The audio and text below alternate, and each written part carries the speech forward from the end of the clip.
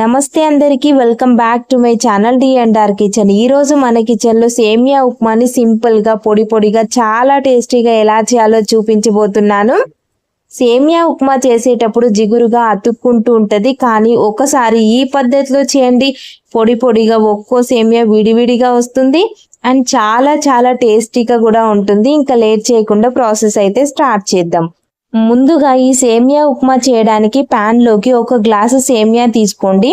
ఇక్కడ నేను నెయ్యిని గాని నూనెని గాని ఏమీ వాడకుండా జస్ట్ డ్రై రోస్ట్ చేసుకుంటున్నాను। సేమియాను ఎప్పుడైనా గాని మీడియం ఫ్లేమ్ లో మంచి కలర్ వచ్చేదాకా ఫ్రై చేసుకోండి। సేమియా ఎంత మంచిగా ఫ్రై అయితే అంత పొడి పొడిగా వస్తుంది సేమియా ఉప్మా।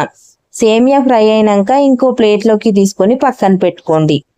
ఇప్పుడు అదే ప్యాన్ లోకి ఒక టేబుల్ స్పూన్ నూనె వేసుకోవాలి। నూనె కొంచెం వేడయ్యాక పోపు దినుసులు వేసుకుంటున్నాను। ఇక్కడ నేను జీలకర్ర, ఆవాలు, మినపప్పు వేసుకుంటున్నాను।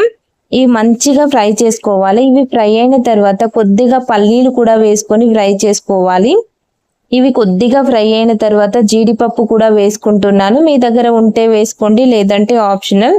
ఇది కూడా బాగా ఫ్రై అయిన తర్వాత సన్నగా కట్ చేసుకున్న ఆనియన్, పచ్చి బఠానీ, క్యారెట్ ముక్కలు వేసుకొని ఒక 2 పచ్చిమిర్చిని కూడా సన్నగా కట్ చేసి వేసుకొని బాగా ఫ్రై చేసుకోవాలి।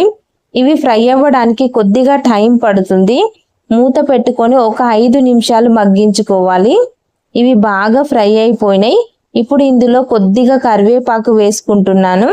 మా పిల్లలకైతే సేమియా ఉప్మా అంటే చాలా ఇష్టం అండ్ ఇందులోను వెజిటేబుల్స్ కూడా వేస్తున్నాను కాబట్టి హెల్దీ కూడా, చూడడానికి తినాలనిపించేంత కలర్ఫుల్ గా కూడా ఉంటుంది।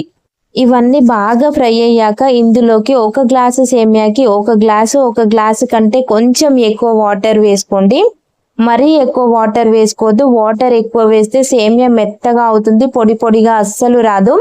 ఇప్పుడు ఇందులో టేస్ట్ కి తగ్గట్టు ఉప్పు వేసుకొని మూత పెట్టుకొని వాటర్ ని బాగా మసిలించుకోవాలి।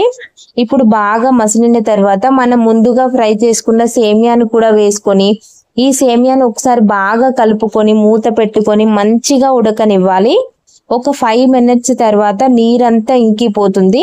ఇప్పుడు మూత పెట్టుకొని సిమ్ లో ఇంకో 5 మినిట్స్ వదిలేయండి, సేమియా మెత్తగా ఉడికిపోతుంది।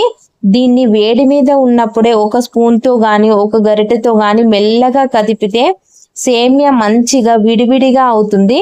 మీరు చల్లారేదాకా అలాగే వదిలేశారంటే సేమియా అతుక్కుపోతుంది। చాలా మంది చేసే తప్పు ఇదే। చూడండి, సేమియా మెత్తగా ఉడికిపోయింది కదా, అంతే ఫ్రెండ్స్, ఎంతో టేస్టీ అయిన సేమియా ఉప్మా రెడీ అయిపోయింది। ఈ వీడియో నచ్చితే గనుక తప్పకుండా లైక్ చేయండి, మీ ఫ్రెండ్స్ అండ్ ఫ్యామిలీ మెంబర్స్ కి షేర్ చేయండి। ఇంకా ఇలాంటి సింపుల్ అండ్ టేస్టీ రెసిపీస్ కోసం మన డి&ఆర్ ఛానల్ ని సబ్స్క్రైబ్ చేసుకోండి। మరొక మంచి రెసిపీతో మళ్ళీ కలుద్దాం।